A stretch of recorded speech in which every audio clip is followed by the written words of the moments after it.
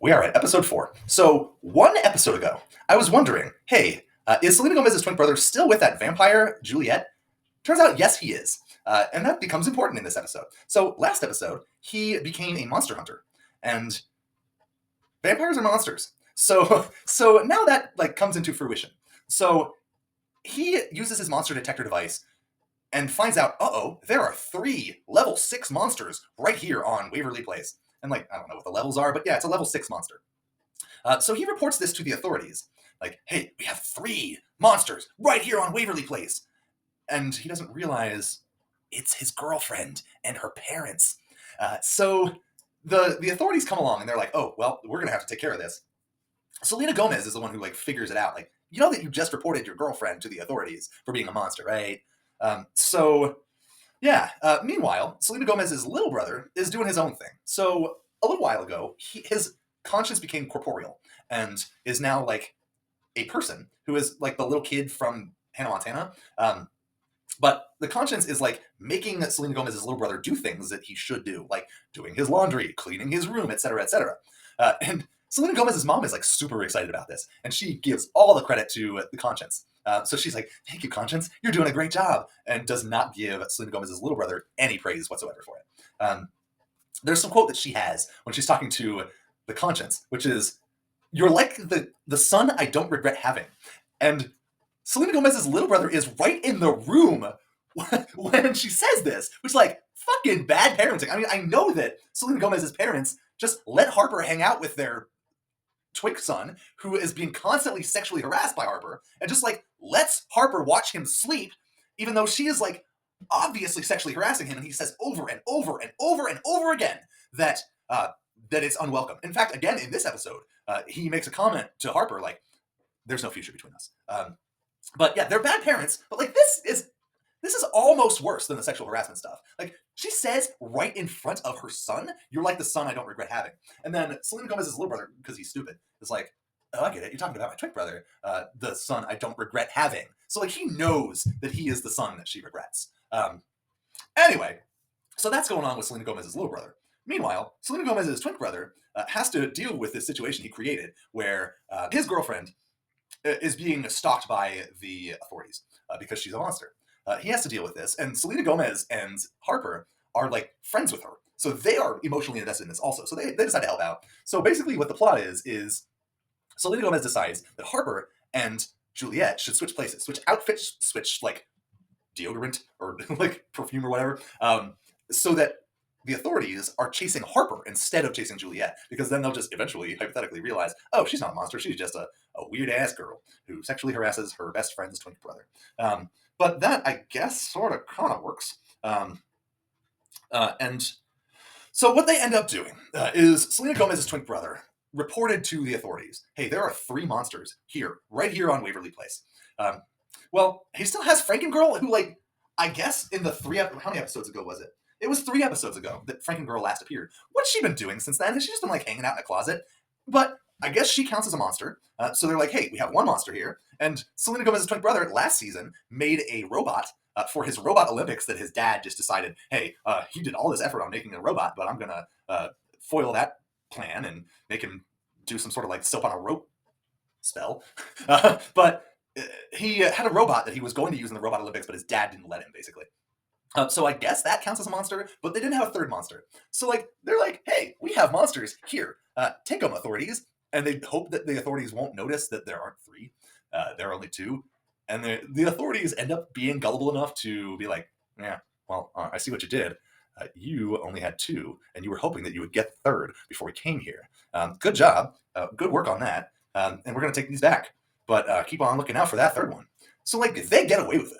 Nothing bad really happens here other than Selena Gomez and her twink brother having to cover up shit, and Juliet and Harper being chased by authorities. But it turns out okay, I guess.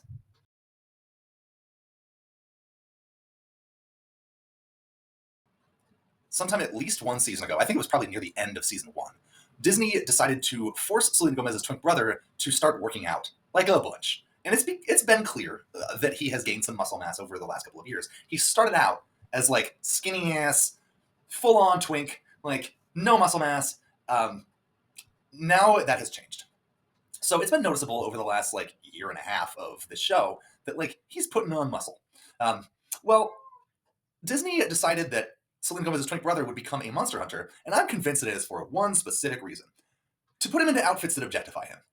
And I'm calling it now. Season 3, Episode 5, the Detwinkification, as I've been calling it, is complete. Uh, Selena Gomez's twin brother is no longer a twink. He has now become attractive and not just a twink. So they're putting him in like outfits that do not have sleeves, and he's like going around fighting monsters and stuff. So like I'm calling it now. Selena Gomez's brother is a twunk. So in honor of this, the completion of the Detwinkification, we're doing this for this episode. So in this episode, there is a mummy who is on the loose. And Selena Gomez's twink brother, I'm going to have to get used to that. Selena Gomez's twink brother is a monster hunter and has to go find this mummy. So he ends up like following this mummy into a museum. The mummy wants to get mummy artifacts out of the museum, like all the Egyptian stuff out of the museum, because I guess he thinks that it is belonging to him or whatever. Meanwhile, Selena Gomez has decided that she's a little bit concerned about how much of a prudent student her little brother has become since his conscience became corporeal. So she has decided, I have to do something in order to rig this wizard competition in my favor by sabotaging my little brother, who was never even a contender in this. Like, I bet he's just going to forfeit when the actual wizard competition happens. Like, in the movie, Selena Gomez's little brother did not even participate in the wizard competition. It was just Selena Gomez and her twin brother, who is now a twunk. But she decided now she has to sabotage her little brother. So what she ends up doing is she tries to separate her little brother with his corporeal conscience. So she ropes Harper into this, and Harper is like solidly objecting to this. Like, you realize that this is a bad idea, right? And Selena Gomez is just like doing her own Selena Gomez thing and just being entirely self-centered and ignoring everything that Harper says. Harper has a great quote in this exchange. It's like, do you ever hear me? Because Selena Gomez makes some comment like, yeah, you know what? You're right. You should go and take Conscience outside to go do some sort of activity while I hang out here with my little brother. Anyway, so what this ends up doing is when a conscience is separated from its human, what happens is the conscience ends up becoming its own being. So, like, conscience becomes a person eventually if it is separated from Selena Gomez's little brother for long enough. And this manifests itself in, like, conscience starts developing a conscience. So there's, like, he's wearing a backpack, walking around, and, like, inside the backpack, there's, like, some guy with a head who pops up. It's like, I'm conscious and conscience. But, yeah, so that's going on. But back to Selena Gomez's twunk brother. And he is, he's in this museum, like, trying to find the mummy. And they end up, like, in this exhibit. I guess it's like I don't know, like a caveman exhibit or something.